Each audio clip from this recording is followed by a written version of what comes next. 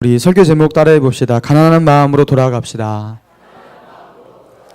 네, 가난한 마음으로 돌아갑시다라는 제목으로 같이 은혜를 나누기 원합니다. 제 첫째 아이 정현이가 이게 저하고 노는 것을 참 좋아합니다. 아직 8살이라서 그런지 아빠하고 노는 게 재미있어 하는 것 같습니다. 그런데 문제는 저입니다. 제가 얘하고 노는 게 이제는 너무 힘들어요. 체력적으로 소모가 너무 큽니다.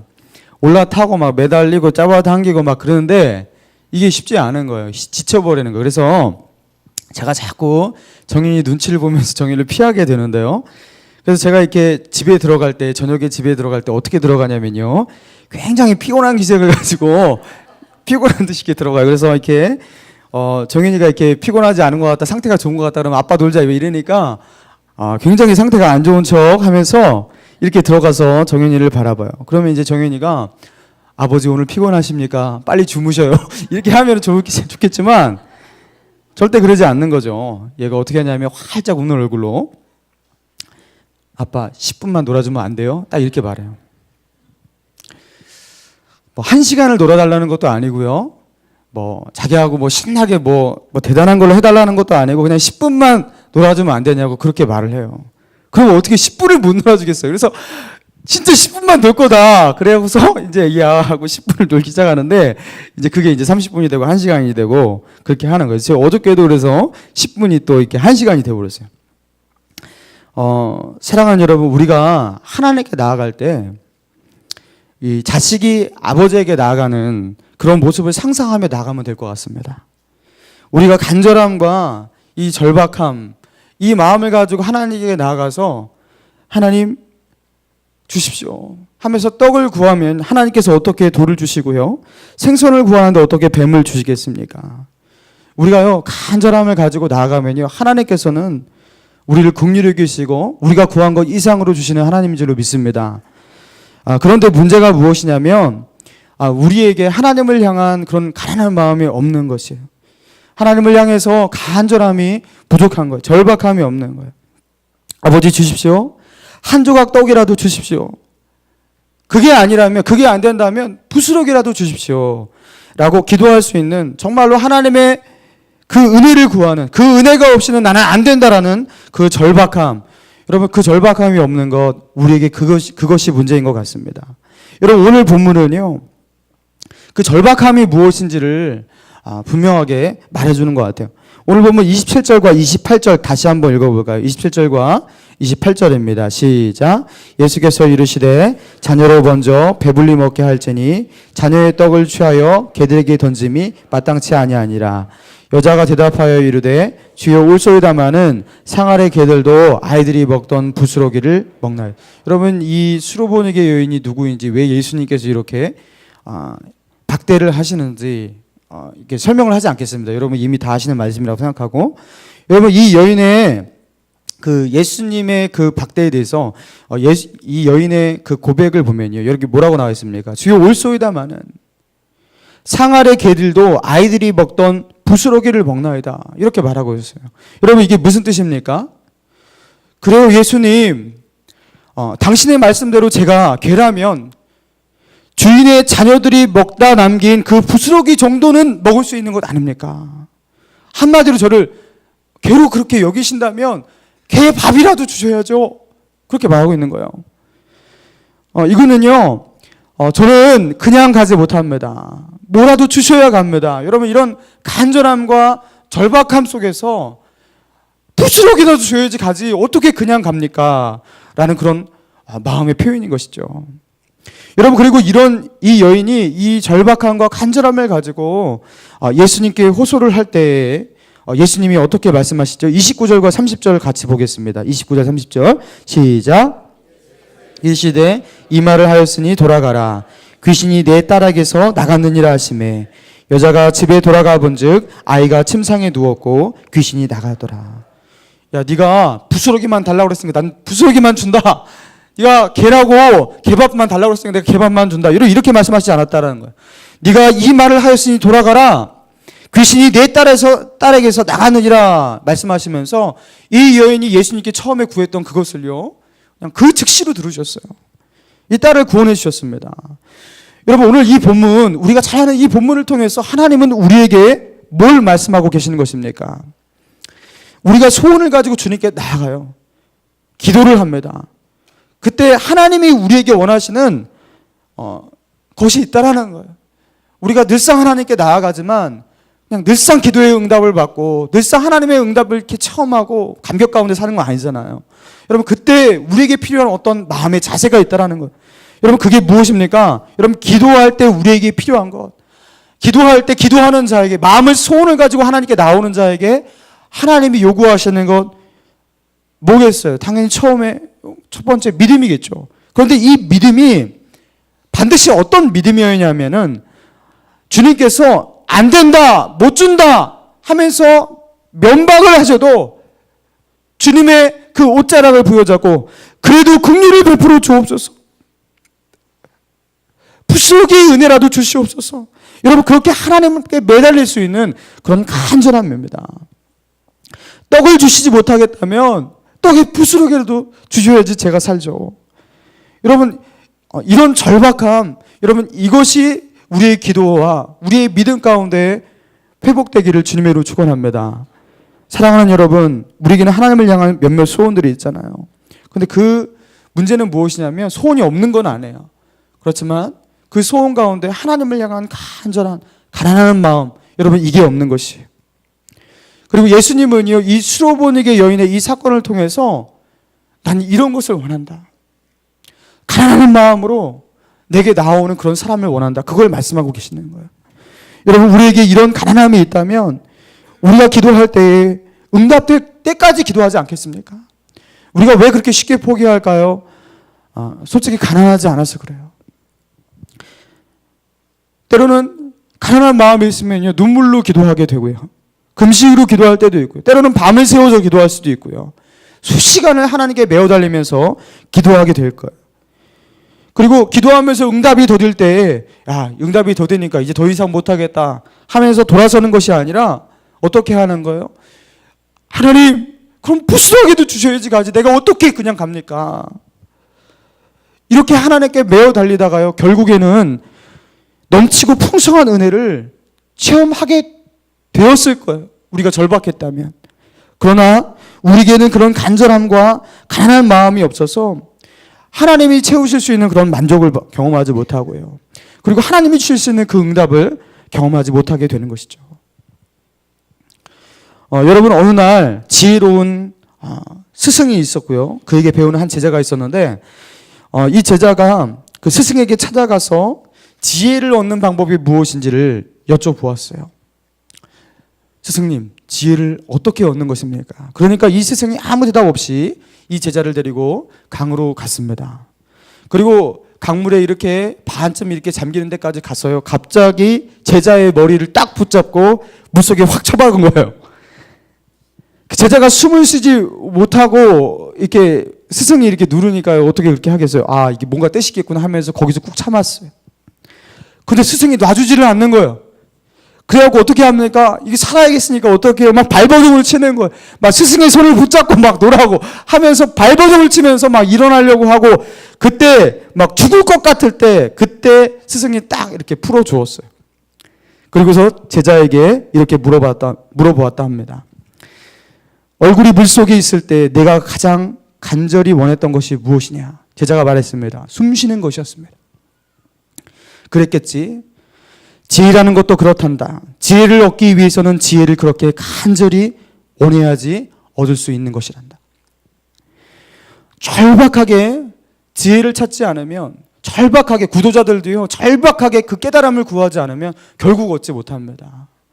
여러분, 많은 어떤 사상들도 그렇고요, 다른 종교에서 나름의 깨달음도요, 사실 그들도 간절한 절박한 가운데 나름의 뭔가가 있는 거예요. 여러분, 우리가 가지고 있는 이 진리는 더군다나 어떻겠습니까? 여러분, 우리는요, 하나님을 향해서 간절함이 없으면요, 정말로 하나님이 원하시는 그 본질에 이를 수가 없어요. 그래서 잠언 8장 17절에 이렇게 말씀하고 있어요. 나를 사랑하는 자들이 나의 사랑을 입으며 나를 간절히 찾는 자가 나를 만날 것이니라. 여러분, 사실 우리의 신앙의 문제들, 영적인 매너리즘과 영적인 나태함의 문제들, 여러분 이런 것들은요 방법의 문제가 아닙니다. 또 신앙생활의 새로운 방법들, 뭐 사역의 새로운 방법들, 이런 것들 찾는다고 해결될 문제가 아니에요.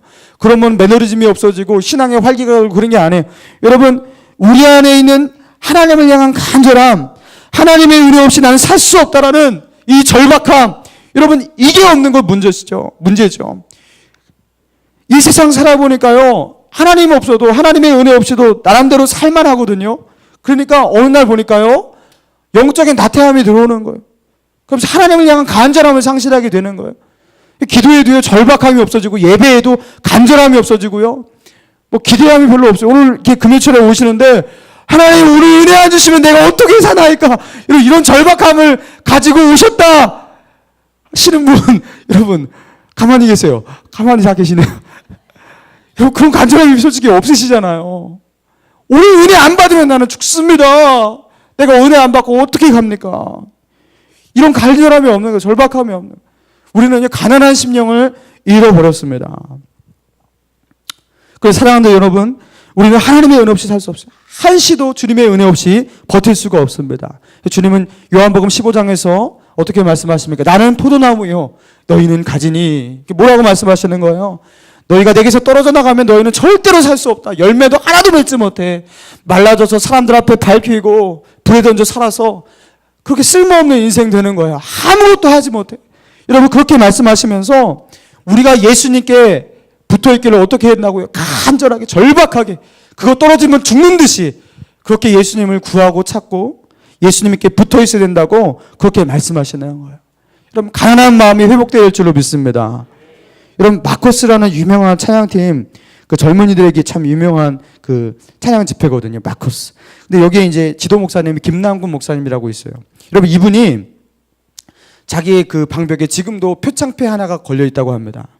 근데 이분이 이 표창패를 정말로 소중하게 생각하면서 방벽에 걸어두고서 항상 보시는데요. 근데 그 표창패가, 이 패가 뭐냐면요, 목사 안수정도 아니고, 그리고 강도사 인허정도 아니고, 그게 뭐냐면요, 20년 전에 노회에서 받은 주일학교 10년 근속 표창장이래요. 10년 근속으로 20대 때 10년간 21살부터 30살 때까지 근속했다고 받았대요.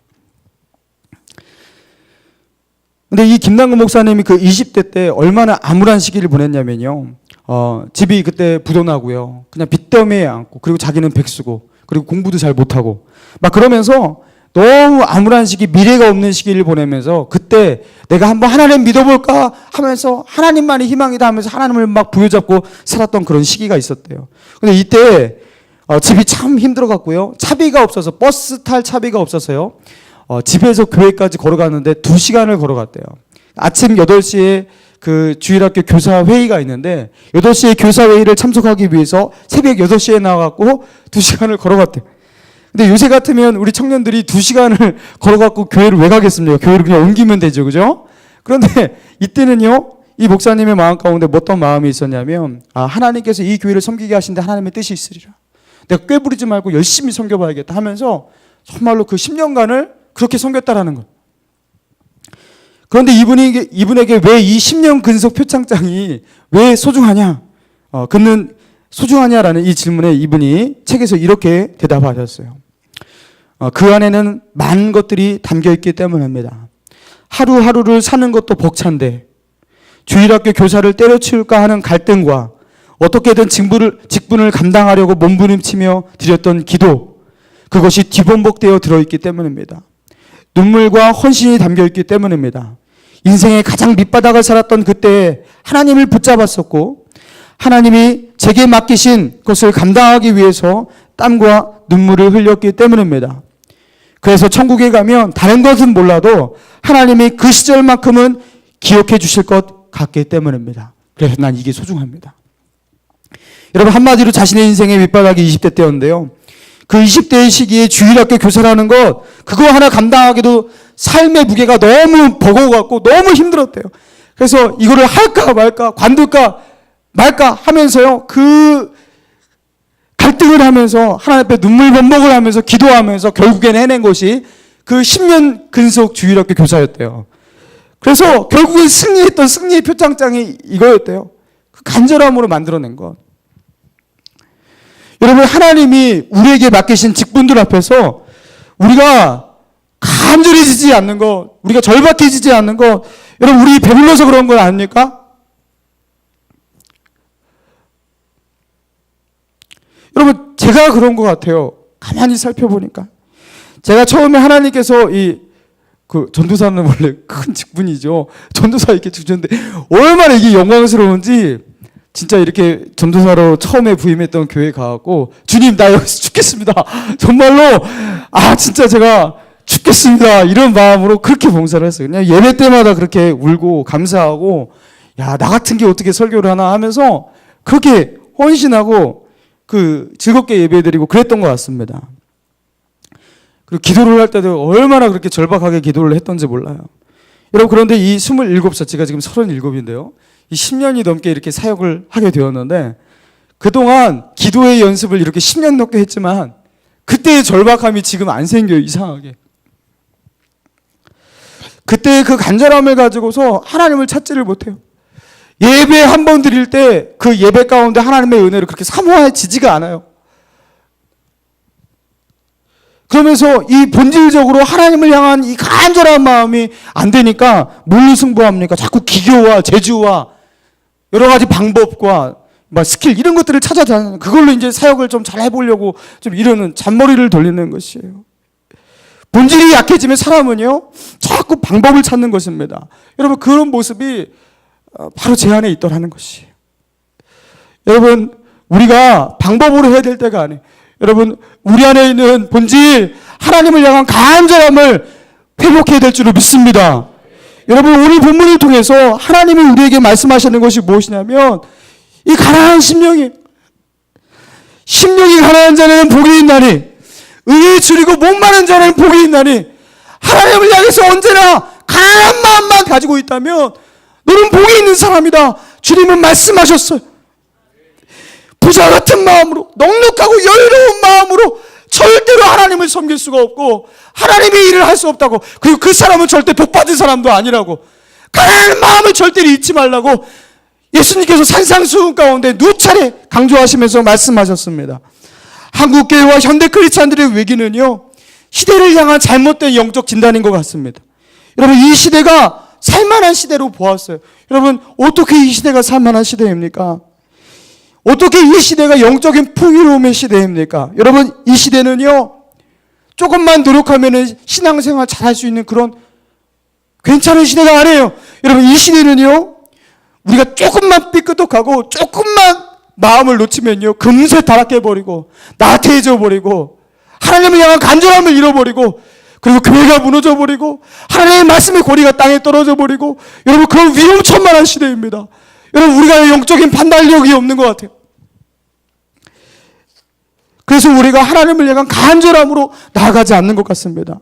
교회가 많다고 더 많은 교회가 세워지고 그런 게 아니라, 그렇죠? 설교자가 많다고 교회가 강건히 세워지는 것이 아니라, 지금 추락하고 있는 교회들과 그리고 성직자들을 보십시오. 여러분, 지금은 우리의 심령이 가난해질 때인 줄로 믿습니다. 정말 가난해져야 돼요. 우리 개인의 신앙을 향해서, 우리의 인생을 향해서도 마찬가지입니다. 하나님은 우리에게 요구하셔요. 야곱이 그 야복강 나루토에서 하나님을 가졌던 그 간절한 마음을 가지고 내게 나오라. 다윗이 사울에게 쫓기면서 오직 내게는 하나님밖에 없습니다. 그렇게 하나님을 갈망했던 그 마음 가지고 내게 나오라. 요셉이 형들에게 팔리고 그 12대장의 집에 살면서 내가 하나님 앞에 내가 어떻게 범죄하리요? 하나님만 바라봤던 그런 중심 가지고 내게 나오라. 그 가난한 마음을 우리에게 요구하십니다. 여러분, 이렇게 우리 믿음의 선배들이 하나님을 찾았던 이 간절한 마음, 가난한 마음, 그 마음을 오늘 달라고 기도하고 그 마음을 회복하는 이 밤 되기를 주님의 이름으로 축원합니다. 우리 주신 말씀 생각하면서 우리 하나님 앞에 가난한 마음을 가지고 기도했으면 좋겠습니다.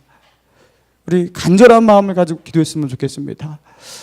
우리의 여유롭고 매너리즘에 빠지고 하나님 앞에 절박함을 잃어버린 이 여유로움, 절대로 여유로워서는 안 되는데 하나님을 향해서 간절함과 가난함을 잃어버린 이 마음, 하나님 고쳐주시고 다시금 절박하게 한 번의 예배를 드리더라도 하나님께서 주신 그 은혜, 그 기회를 정말 간절한 마음으로 붙잡을 수 있는 하나님, 그런 하나님이 원하시는 그런 수보닉의 여인과 같은 마음 주시옵소서.